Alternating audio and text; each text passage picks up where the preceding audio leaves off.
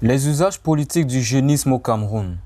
Jeunesse, mobilité sociale et marché gouvernant en contexte de démocratisation. Tel est l'intitulé du sujet de thèse de doctorat défendu le 4 avril dernier par l'impétrant Kengmo Fometio Cédric. C'est au campus de l'université de Yaoundé 1 que le désormais Doctus a posé un sujet d'actualité et qui interpelle la catégorie sociale dotée d'énergie et de productivité pour l'ascension de la société, à savoir la jeunesse camerounaise. Le candidat soulève une problématique appuyée des questions secondaires qui soumet le chercheur en sociologie politique qu'il est à une capitale distanciation. Quels sont les usages politiques qui sont faits du jeunisme au Cameroun, notamment dans la structuration et la légitimation de la mobilité sociale des jeunes dans le marché gouvernant en contexte de démocratisation? Et à cette question de recherche, nous avons émis l'hypothèse suivante. Le jeunisme est une idéologie qui se place en opposition à l'agisme gouvernant.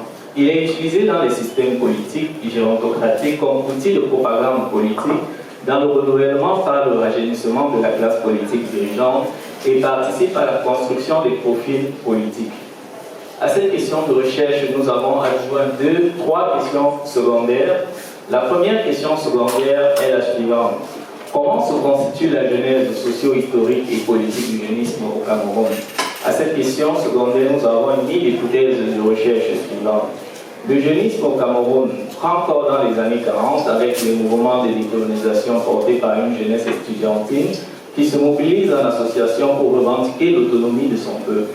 Cette dernière va se construire des profils politiques qui vont participer à la formation de l'État du Cameroun dans les années 60 et le conduire vers les mouvements de démocratisation dans les années 90 et plus tard se dresser contre le système démocratique dans les années 2011 et 2018.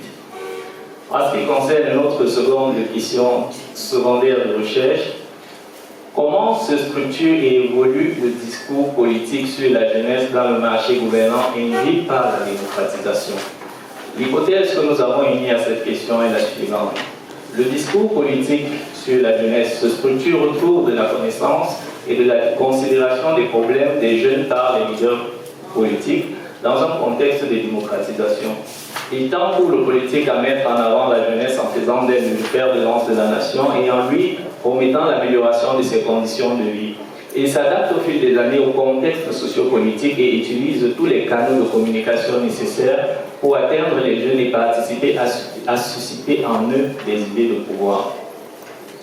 La troisième et dernière question secondaire à laquelle nous avons fait passer la suivante. Quelles sont les stratégies développées par les jeunes pour avoir accès aux ressources du marché gouvernant? À cette question, nous avons émis l'hypothèse de recherche suivante.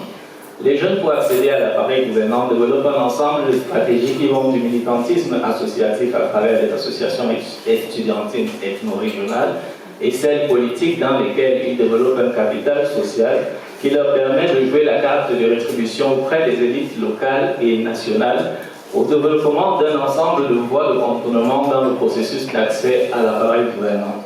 Précédemment sur les antennes de Wafrika TV, le professeur Mathias Rikoronangini, par ailleurs président du jury de cette soutenance de thèse, définissait la thèse de doctorat comme un exercice qui consiste, entre guillemets, pour l'apprenant auprès d'un maître, à développer un sujet de discussion que cet apprenant doit pouvoir maîtriser. Les professeurs Aman Lekaï Somba et Valentin Gandongo ont eu la responsabilité d'encadrer l'impétrant afin de rendre ce sujet digeste non seulement pour la communauté universitaire, mais pour le public non universitaire. Pour le professeur Aman Leka, traiter des questions de jeunisme, jeunesse et de politique soulève les passions qu'il importe de comprendre à partir de certains faits.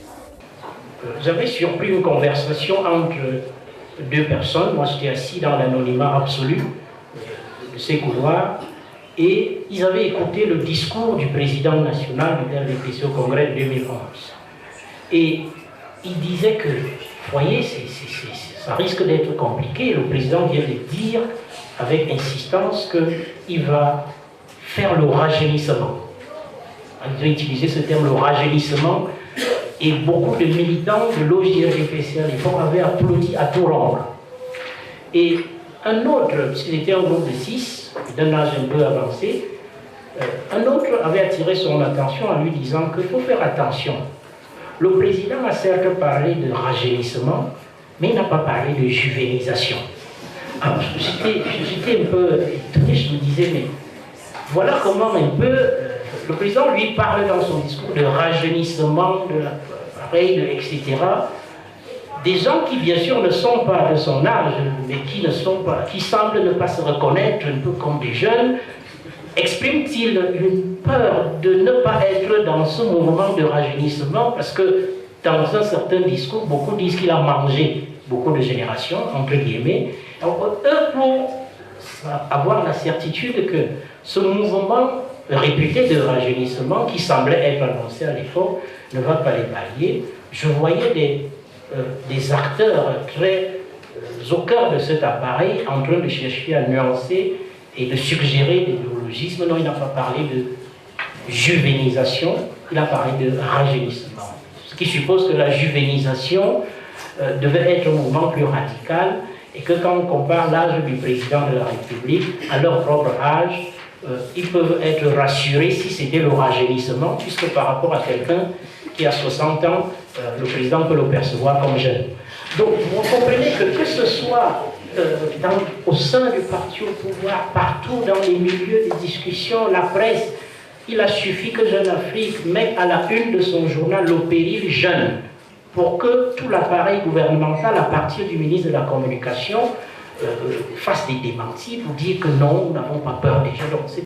C'est alors pendant près de 4 heures, face à un public aux différents profils, que le candidat s'est attelé à poser une démonstration scientifique sur le fait que la jeunesse camerounaise semble être une source d'abréviation pour les intérêts politiques de l'appareil gouvernant.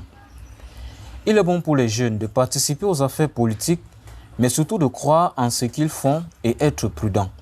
La manière avec laquelle le politique utilise le concept de jeunesse ne tend pas à faire en sorte que ce désir de mobilité sociale que ces jeunes expriment à l'intérieur de l'appareil gouvernant ne puisse pas se manifester parce que la mobilité sociale qu'ils réclament elle reste encore insuffisante et reste encore tenue par ce que nous avons appelé l'agisme gouvernant. Et à l'intérieur du marché gouvernant dans lequel les jeunes veulent se mouvoir, il faut savoir qu'il y a un ensemble de mécanismes qui sont prépondérants à ce marché gouvernant et que les jeunes doivent pouvoir savoir se servir à la fois de tous ces mécanismes et de comprendre le jeu et les enjeux politiques de l'heure qui structurent également le discours sur la jeunesse et la construction même du concept de jeunesse en politique dans le contexte camerounais. La jeunesse n'est pas juste une histoire de tranche d'âge, c'est également une histoire de construction, c'est une histoire d'opportunité et les jeunes doivent aussi savoir, à travers ce que le président de la République a dit, la question des opportunités, savoir que dans le champ des opportunités et à l'intérieur du marché gouvernant, ils doivent pouvoir développer un ensemble de stratégies qui ne sont pas toujours données parce que l'accès à l'appareil gouvernant est surtout bloqué et lorsqu'il y a un blocage quelque part, il y a le développement d'ensemble de mécanismes. Et c'est ce que nous avons essayé de révéler dans le cadre de ce travail de recherche, montrer comment s'est structuré et s'est construit l'appareil gouvernant à travers l'agisme gouvernant et comment à travers la mobilisation du concept de jeunisme, les jeunes, les hommes politiques utilisent la jeunesse et comment est-ce que la jeunesse elle-même à travers les usages qui sont faits du concept du jeunisme développe un ensemble de stratégies pour essayer de s'insérer dans l'appareil gouvernant et dans l'appareil étatique en général. Par cette démonstration scientifique, le docteur Cédric Kemmo inscrit ce travail dans la sociologie politique. Côté social, les jeunes à travers leurs initiatives doivent compter sur leur stratégie sociale de contournement au verrou et affirmer leur identité sur la place de l'échiquier socio-politique. Bon vent dans la nouvelle carrière postdoctorale du désormais docteur.